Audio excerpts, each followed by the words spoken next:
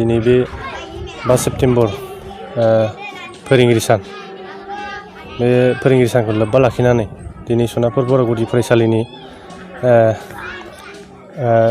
Room सिङाव जोङो आलेरजिला आफादनि बानजायनायाव दिनै माखासे हाबाफारि लादों।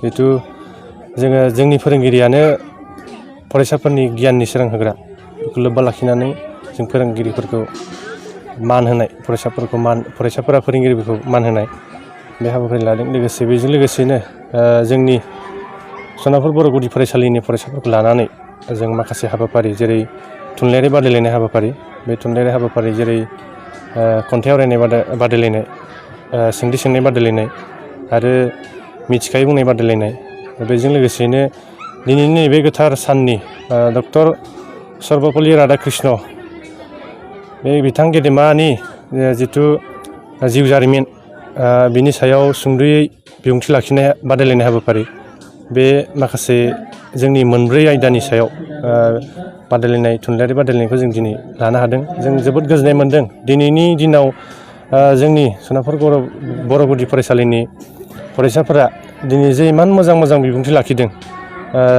सुंद' बिबुंथि लाखिदों आरो खन्थाइ आवरायनाय बादायलायनायाव बाहागो लादों, बिथांमोनहा गाव गावनि रोंगौथिखौ दिनै दिन्थिदों।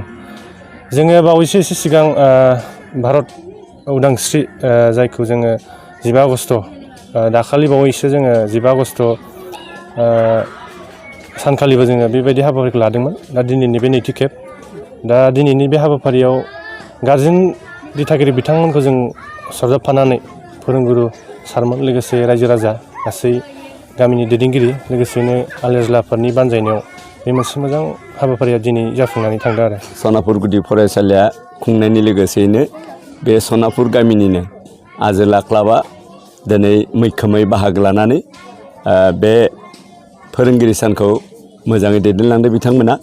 बे दैदेननायनि लोगोसेनो जोंनि सनापुर गुदि फरायसालियाव जा फरायसाफोरनि जौगालांनायनि फारसे खन्थाइ आवरायनाय, लोगोसे दिनैनि बे गोथार साननि जा फोरोंगिरि सान, बिथां डक्टर सर्वपल्ली राधाकृष्णननि जिउ खौरांनि सोमोन्दै जोंनि फरायसाफोरा इंराजिजों बिथांनि जिउ खौरांखौ बुंदों आरो लोगोसे थाखो उन्दैफोरा बर' रावजों सर्वपल्ली राधाकृष्णननि सोमोन्दै रायजोफोरनि सिगाङाव बिबुंथि लाखिना फोरमायथिदों। आरो लोगोसेयैनो दिनै थाखो ब्रै आरो थाखो 5नि फरायसाफोरा इंराजिजों खन्थाइ आवरायनाय, लोगोसेयैनो थाखो 2 थाखो 3आ बर' रावजों खन्थाइ आवरायनाय लादों। आरो लोगोसे नै दिनैनि हाबाफारियाव फरायसाफोरनो जा कुइज, बे कुइजखौ लागोन।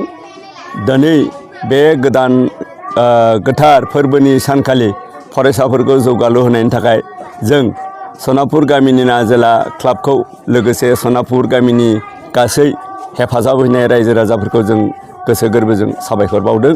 लोगोसे नोंथांमोननि जा खौरां बिजों, बे खौरां बिजोंनि नोंथांमोननोबो जोंनि हाजासे साबायखर थाबाय। गोजोन्थों।